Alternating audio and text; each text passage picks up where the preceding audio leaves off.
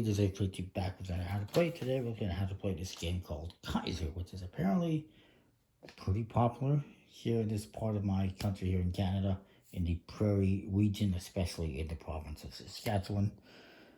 And apparently was brought over to Canada at some point in time from Ukraine, although really its creation, beginnings, is kind of mysterious. Nobody really knows where it came from or how it got here.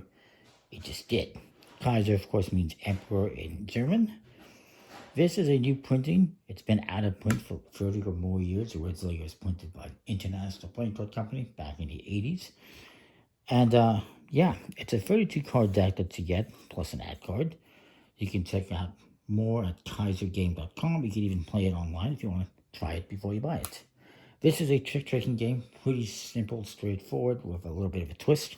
It's a 32 card deck. And in it, you get cards from 7 through ace high in all 4 suits, clubs, hearts, spades, diamonds, with 2 exceptions. The hearts have a 5 of hearts instead of a 7, and the spades have a 3 of spades instead of a 7. So spades and hearts go 8 to ace. Clubs and diamonds go 7 through ace. 32 card deck. When you win tricks are going to be worth 1 point each. If you win the 5 of hearts, that's 5 points. If you win the 3 of spades, it's minus 3 points. So you're going to stuff up the cards and determine the dealer, however you want. And each player is going to get 8 cards. I believe it is. You're going to be playing in a 4-player partnership game. 2 versus 2. There is no 2-on-2 or 3-player version. It's just a 4-player game, although you can play single online. And you're going to get this hand of cards. And at the start, everyone's going to make a bid, or you can pass, on how many tricks you think you're going to win. Now, the bidding has to be between 7 and 12. If you bid 12, obviously you think you're going to, I guess, win a bunch of tricks. And what you're going to be doing is what you've dealt out the cards. And of course the deal will pass around the table. And in this game, again, trick-taking game, pretty straightforward. It's a must follow, so if I play club, everyone else has to play club. If they have, we'll look at that some more in a minute. And if not, they can play something else. Is there a trump? Yes, there may be a trump. Depends on how the bidding goes. So the way it's going to work for bidding is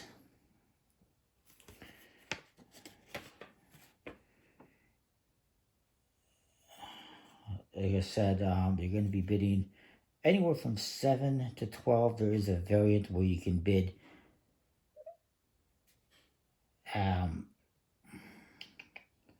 a minimum of 5 or 6 bid, but we'll go with the standard 7 to 12.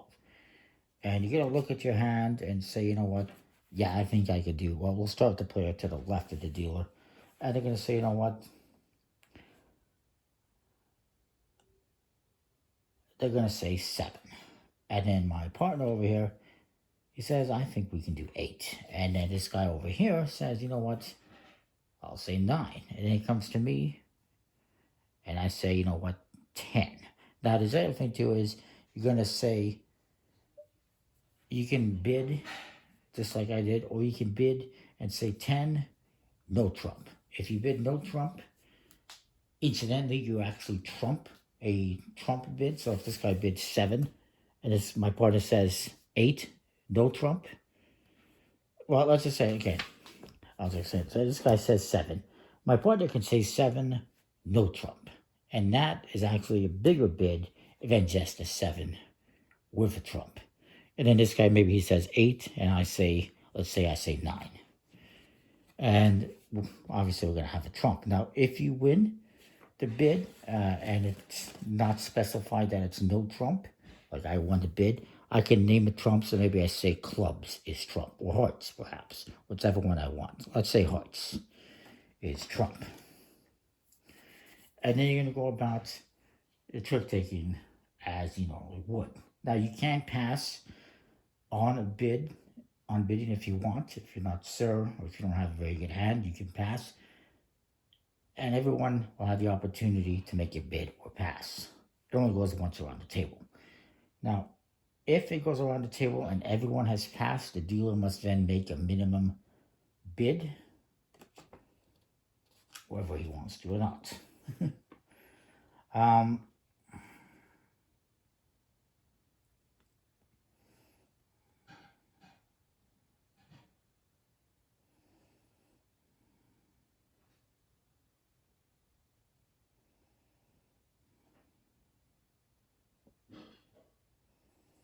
So yeah, if you win without saying no trump in the bid, then you have to specify a trump suit. I said hearts, I believe I said. So then the person will start. Let's say I start and I lead. And I'll play that biggest one, the ace of hearts. And everyone must follow suit. If possible, this guy has the five of spades, the five of hearts, and the three of spades, which of course are positive and negative points. He's not going to give me 5 points. No. And then my partner, so this hand, he doesn't have any hearts, so he's just going to play whatever. That tells me right away that he doesn't have any hearts. And then this guy plays a queen. So highest card led wins. If it's trump, like in this case hearts is trump, then obviously the highest trump played would win. And then you go again. I don't know why I took my cards face down. Let's say maybe I do king of clubs this time. And it's got to play a 10. And you go around the table. Pretty straightforward. A trick-taking game. At the end, once you played out all the cards, then you will do the scoring. How does the scoring work? Well, it's interesting. Yes, in this game, you'll get 1 point per trick. You will get 5 points if you win the 5 of hearts, and you will lose 3 points if you win the 3 of spades. So you're going to try to get your opponent to take the 3 of spades, perhaps, and you're going to want to try to win the 5 of hearts yourself or your partner. Obviously, you will want to win that if you have it. But scoring is interesting because you may or may not score points. If the team who chose trump, that would be us. I still got to double check something here.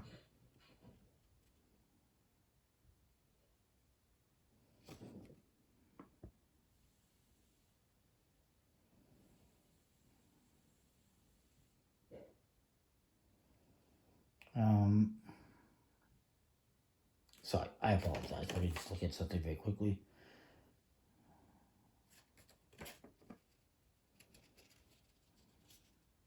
But basically, in this case, we're playing trumps.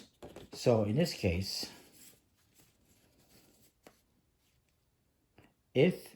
since me and my partner chose trumps, if we took at least as many tricks as we bid, so we bid 9, if we won 9 between us, we would score however many points. So we would score 9 for 9 or 10 for 10 if we made our bid.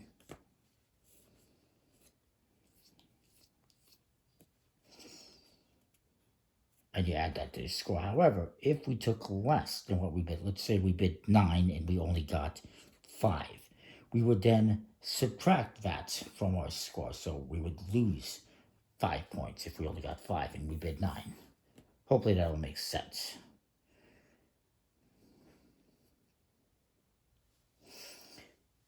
Now, if we had won the bidding without specifying the trump, we said no trump, and there's no trump for this round, it becomes different. If we took at least as many points as we bid, let's say again we bid 9 and we got 9, we would double that number. So instead of just getting 9, we would actually get 18. However, if we don't make a bid, it's not good. If we said no Trump and we said 9 for a bid and we only got 7 as an example, we would actually double that score and subtract that. So we bid 9, we only got 7, we would double the 9 and subtract that from our total. We would lose 18 points just like that. So you're either going to add points potentially, or you're going to lose points. The other players, my opponents here, they didn't win the bid, so they're safe from this. We'll get to that in a minute. And the bidding team is always going to score points before the non-bidding team. The non-bidding team, my opponents here, they didn't win the bid. So if they have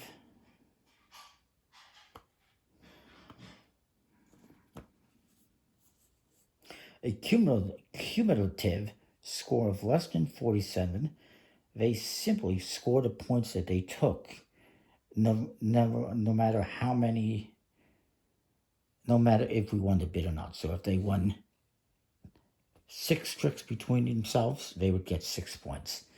That's it. Simple, easy peasy.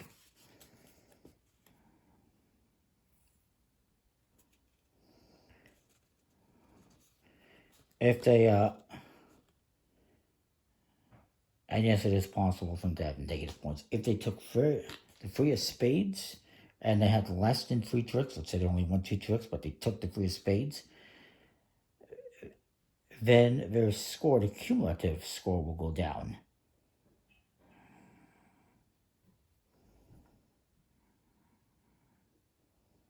And so forth. Basically, if you're the bidding team, you better be making your bid or you're going to lose big time. The other guys, they don't care so much. So it's kind of an interesting aspect to the game. Bidding versus non-bidding, winning the bid versus not winning, and so forth. At the end, you're going to be playing until either one team reaches 52 points and they win the game, or one team has hit negative 52 points and they will lose the game. Now, some variations also include playing with a bit of a Kaiser, which is 12, no Trump. Basically, it means you're going to win every trick. And you will be winning every trick by yourself. Your partner basically sits out the round. And this will score you 40 points if successful. Otherwise, you lose 40 points. So it's a big risk, but also a big reward. Now, one other little thing is, if there's a variation as well you can play with, which is, if I were to get dealt a card had like this, with just number cards, and no 3 or 5, and no court cards or aces, I could say misdeal, and we redeal the cards, because this would be obviously a very poor hand. But again, that's a variation you don't have to use. And again, there's also a variation where you could do just a bit of 5 or 6 instead of 7. But apparently it's an Old Town style of play, it says. But yeah, you have to have no picture cards or aces, or 3 or 5. You could say misdeal. Again, that is a variation. You don't have to play with that. But that is Kaiser. Hopefully it makes sense. It's a fairly straightforward trick-taking game where you must follow, if possible. And of course, high card wins the trick. If suit led or trump, if there's a trump. It's the scoring part that is the big kind of twist in this game, where you can possibly win a bunch of points, but you also might lose a bunch of points. And yeah, I think that's pretty interesting. So that is that. The cards are a decent quality. Linen Fitness. You can see more of my review alongside this. And that is that. Comment, like, subscribe, and what you think. That's Kaiser, and we'll see you next time. Thanks for watching. Hopefully that will make sense. Leave any comments or questions below. Thanks.